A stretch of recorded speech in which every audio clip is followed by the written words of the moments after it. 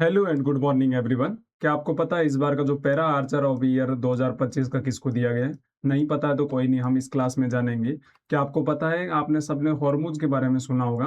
क्या आपको पता है बाब अल मंडेब स्टेट कहाँ पे है? बाब अल मंडेब स्टेट जो स्टेट है वो कहाँ पे है देखने को मिलती है। तो इसके बारे में भी नहीं जानते हैं तो ये भी डिस्कस करेंगे।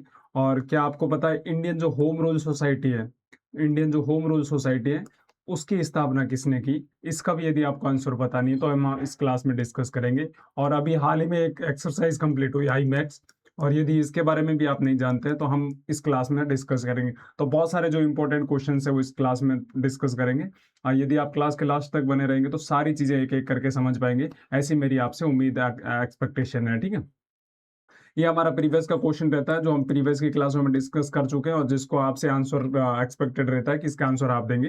जो चापचार कूट करके है वो किस राज्य का प्रमुख वसंत उत्सव है? ठीक है, तो ये बहुत इंपॉर्टेंट क्वेश्चन है। और ये चापचार कूट के अलावा इस राज्य का एक और उत्सव है जो फेमस है, वो उसका नाम है चेराव डांस। क्या नाम है?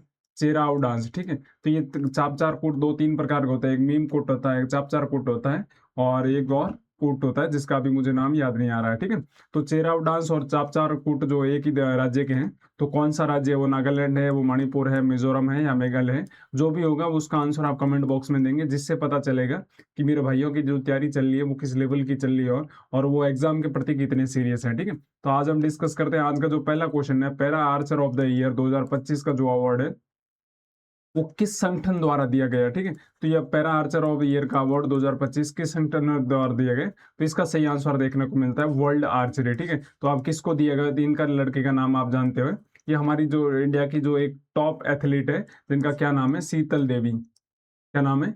शीतल देवी। और ये कहाँ से रिलेटेड है? आपको जम्मू कश्मीर से देखने को मिलते हैं। तो para Archer of the year का अवार्ड इस बार किसको दिया गया था? शीतल देवी को दिया गया। ठीक है, और इसके बात करें आर्चर ऑफ द ईयर का अवार्ड, एक और चीज होती है आर्चर ऑफ द ईयर, मतलब जो बेस्ट आर्चर कौन था? आर्चर ऑफ द ईयर का अवार्ड किसको दिया गया था? जो आर्चर ऑफ द ईयर का अवार्ड दिया गया था अमीर कन हेनरी। क्या नाम है? अमीर कन हैनी करके एक खिलाड़ी है, कहाँ से रिलेटेड है? ये तुर्की से रिलेटेड है।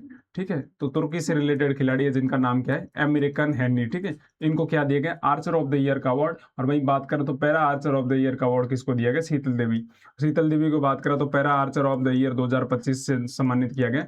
बहुत अच्छा क्वेश्चन बनता है और यहाँ से डायरेक्ट आपका एग्जाम ये क्वेश्चन देखने को मिल सकता है। इनका मुख्य जो रीजन था उसके पीछे था जो अभी हाल ही में वर्ल्ड चैंपियनशिप आयोजित हुई चाइना में, जहाँ उसने क्या जीता था? गोल्ड मेडल जीता था। ठीक है, जो आर्मलेस महिला तीरंदाज के तौर पर इन्होंने वर्ल्ड चैंपियनशिप में व्यक्तिगत स्वर्ण पदक जीता था, जिसके कारण इनकी जो दावेदारी है जो para Archer of the year की वो और ज्यादा मजबूत होगी। इसके अलावा बात करें जो विश्व चैंपियनशिप है उन्होंने उसमें भी इनका खुद का व्यक्तिगत स्वर्ण था।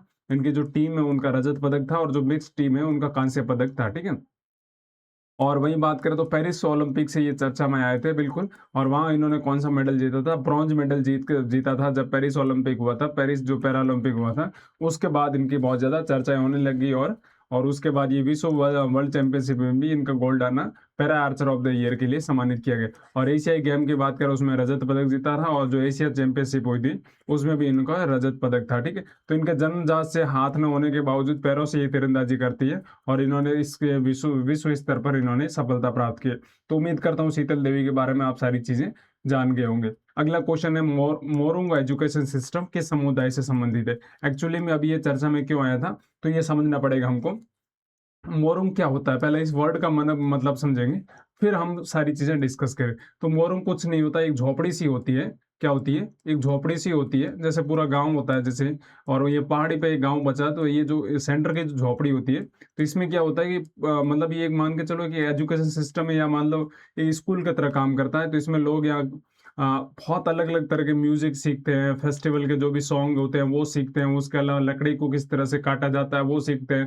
मतलब हर प्रकार की, मतलब जो सारी चीजें सीखते हैं। उसके अलावा सिर्फ ये वो ट्रेडिशनल काम नहीं सीखते, उसके अलावा मैथ्स भी यहाँ पढ़ते हैं लोग, उसके अलावा साइंस की भी चीजें यहाँ पढ़ते हैं। तो ये एक अच्छा एजुकेशन सिस्टम है जिसमें देखने को मिलता है कि आपके कल्चरल प्रिजर्वेटिव के साथ साथ जो मॉडर्न टेक्नोलॉजी है उसकी तरफ बढ़ रहा है। और ये मोरुंग जो एजुकेशन सिस्टम है ये बहुत अच्छा उदाहरण है। और ये किस ट्राइब से रिलेटेड है? ये नागा ट्राइब से रिलेटेड है। कौन से ट्राइब से? नागा ट्राइब से रिलेटेड है। और अभी हाल ही में जो प्रधानमंत्री नरेंद्र मोदी उनकी मन की बात थी उसमें इस एजुकेशन सिस्टम का जिक्र किया, तो इसलिए मैं लेके आ गया था ये क्वेश्चन। और बहुत अच्छा क्वेश्चन है मोरुंग एजुकेशन सिस्टम, जो ये बताता है कि हमारी जो कल्चर की चीजें उसको हम ना भूलकर और मॉडर्न एजुकेशन की तरफ कैसे बढ़ा जा सकता है, तो उसका एक अच्छा एग्जाम्पल मोरुंग एजुकेशन सिस्टम बताता है। ठीक है, जो प्रधानमंत्री नरेंद्र मोदी है उनके मन की बात में इसका जिक्र किया गया था। जो नागा जनजाति जो पारंपरिक शिक्षा प्रणाली है जो उनकी खुद की है, जो युवाओं का जो स्टूडेंट या मतलब हॉस्टल है, उसके अलावा जो शिक्षण केंद्र के रूप में भी एक अच्छा काम करती है। तो मोरुंग कुल मिला के एक ऐसा झोपड़ी सा होता है जिसमें मतलब आगे सींग से लगे रहते हैं और इस तरह से एक पिक्चर होती है।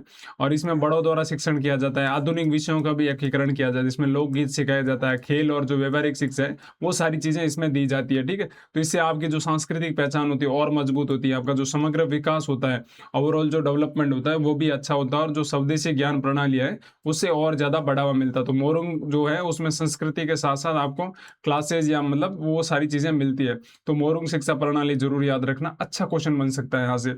अभी हाल ही में आयोजित हुई IONS मैरीटाइम एक्सरसाइज TTX 2026 कहाँ आयोजित किया गया? ठीक है, अब सबसे पहले आपके दिमाग में आएगा IONS क्या होता है। तो ये कुछ नहीं होता है, इंडियन, O का मतलब होता है ओशियन, N का मतलब होता है नेवल, और S का मतलब होता है सिंपोसिस। क्या होता है? सिंपोसिस। अब सिंपोसिस इंग्लिश का वर्ड होता है, जिसमें क्या होता है कि जब से इसका मतलब होता है जब कोई भी ऑफिसर बैठ के कोई मीटिंग करते हैं ना उसको सिंपोसिस बोलते हैं। ठीक है, तो ऑफिसर बैठ के जो मीटिंग करते हैं उसको सिंपोसिस बोलते हैं। और यहाँ इतने देश के जो ऑफिसर सारे मिलके जब एक चीज पे डिस्कस करते हैं उसको सिंपोसिस करने का मतलब होता है संगठन होकर संगठन को किस तरह से डिसाइड किया जाता है। ठीक है, तो जो IMX TTX 2026 है इसका आयोजन कहाँ पे किया गया था? कोची में किया गया था। कहाँ पे? कोची पे किया गया था। कोची कहाँ पे? केरला में। वहीं बात करें आईओएनएस की स्थापना 2008 में की गई, और इसमें कितने देश है? लगभग 24 कंट्री के आसपास देखने को मिलते हैं।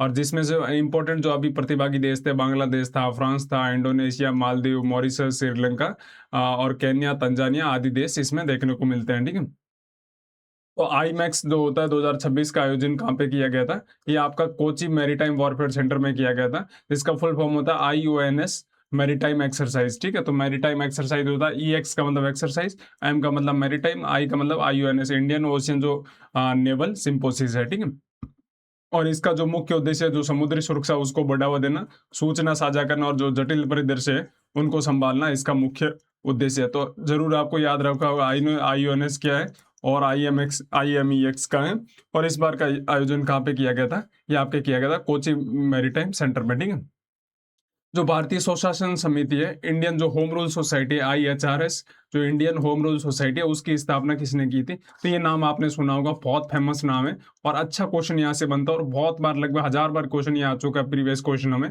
कि इंडियन जो होम रूल सोसाइटी है उसकी स्थापना किसके द्वारा की गई थी? श्याम जी कृष्ण वर्मा। तो अभी आपको पता होगा ये करंट में क्यों आया, क्योंकि अभी 30 मार्च 1930 को इनकी क्या हुई थी? डेथ हुई थी।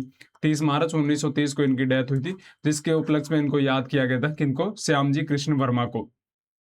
तो इनका जन्म गुजरात के जो मांडवी है वहां पे जन्म हुआ था लगभग 1857 के आसपास।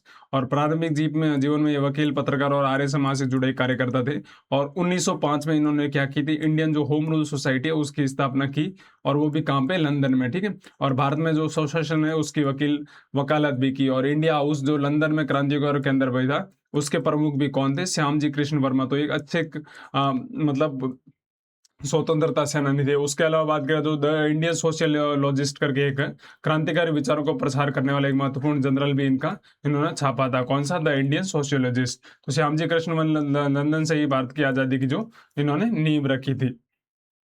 अगला क्वेश्चन है, आपने सबने सुना होगा हॉर्मुज हॉर्मुज के बारे में, लेकिन जो बाब अल मंडेब स्ट्रेट है वो किन दो चीजों को जोड़ती है? तो इसमें आपका सही आंसर होगा गल्फ ऑफ आडेन, जो अदन की खाड़ी है, और जो रेड सी है उसको आपस में जोड़ती है। कौन? बाब अल मंडेब स्ट्रेट। ठीक है, तो ये अच्छा क्वेश्चन है। ये इस तरफ तो बाब अल मंडेब है, और जो इसके दूसरे तरफ यहाँ जाओगे तो वो आपको हॉर्मुज देखने को मिलती है। कौन सी?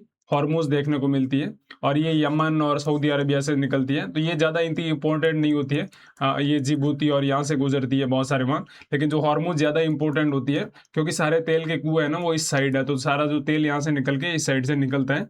लेकिन भले आपको ये भी याद रखना है बाब अल मंडेब स्टेट भी। ठीक है, और ये जो अमेरिका, इजराइल और ईरान के बीच जो तनाव है उसके कारण ये और ज़्यादा चर्चाओं में बनी है। और ये जो यमन और जो हॉर्न ऑफ अफ्रीका है उसके बीच है, जो लाल सागर से जो अदन की खाड़ी है उसको आपस में जोड़ती है। और इसकी लगभग चौड़ाई की बात करें तो 30 किलोमीटर चौड़ाई देखने को मिलती है। और इसे गेट ऑफ टीयर्स भी माना जाता है। टीयर्स का मतलब होता है यहाँ से निकलना थोड़ा इतना आसान नहीं होता, बहुत सारे समुद्री ग्रुप्स होते हैं वहाँ अटैक करते रहते हैं, ठीक है।